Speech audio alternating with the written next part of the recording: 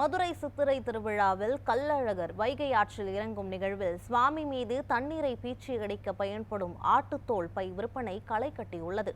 இதுகுறித்த கூடுதல் தகவல்களை நமது செய்தியாளர் மதன்குமாரிடம் கேட்கலாம். மதன்குமார், வணக்கம். விவரங்கள் என்ன, பதிவு பண்ணுங்க. நிச்சயமாக இந்திராணி, மதுரை சித்திரை திருவிழாவை முன்னிட்டு கள்ளழகர் ஆற்றில் இருந்தபோது சாமி மீது தண்ணீர் பீச்சி அடிப்பதற்காக பயன்படுத்தப்படும் ஆட்டுத்தோளால் செய்யப்பட்ட துருத்தி விற்பனை சூடுபிடித்துள்ளது. தண்ணீர் பீச்சடிப்பதால் விரதம் இருக்கும் பக்தர்கள் அனைவரும் ஆட்டுத்தோலை ஆவலாக வாங்கி செல்லும் காட்சியாக பார்த்துக் கொண்டிருக்கும் இந்திராணி. மதுரை சித்திரை திருவிழா கடந்த 15ஆம் தேதி கொடியேற்றத்துடன் தொடங்கியது. நேற்று மீனாட்சி அம்மன் பட்டாபிஷேகமும், இதனைத் தொடர்ந்து இன்று காலை மீனாட்சி சுந்தரேஸ்வரர் திருக்கல்யாண வைபவம், நாளை காலை தேரோட்டமும் இரவு எதிர்த்ததும் வெகு முக்கிய நடைபெற உள்ளது. உலகமே உற்று நோக்கும் கள்ளழகர் வைகாற்றில் இருந்த நிகழ்ச்சி நாளை மறுநாள் காலை நடைபெற உள்ளது. அப்போது கள்ளழகர் சுவாமிக்கு விரதம் மேற்கொள்ளும் பக்தர்கள் கள்ளழகர் வைகை ஆற்றில் தங்கத்தோல் இறங்கும் பொழுது புரட்டி மற்றும் மோட்டார் பைப்புகள் கொண்டு தண்ணீர் மீது சுவாமி மீது பீச்சி அடிப்பார்கள்.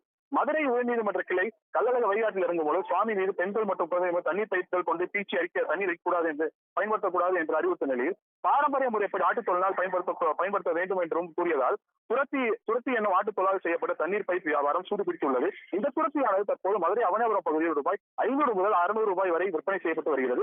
ஏராளமான கள்ளழகர் பக்தர்கள் விரதம் இருப்பவர்கள் ஆவலுடன் ஆட்டுத்தோலால் செய்யப்பட்ட துருத்தியை வாங்கி செல்கின்றனர். ஒருபுறம் சித்திரை திருவிழாவை ஒட்டி மதுரையை களை கட்டியுள்ள நிலையில் மறுபுறம் துருத்தி வியாபாரம் மிகவும் சூடுபிடித்துள்ளது இந்திராணி.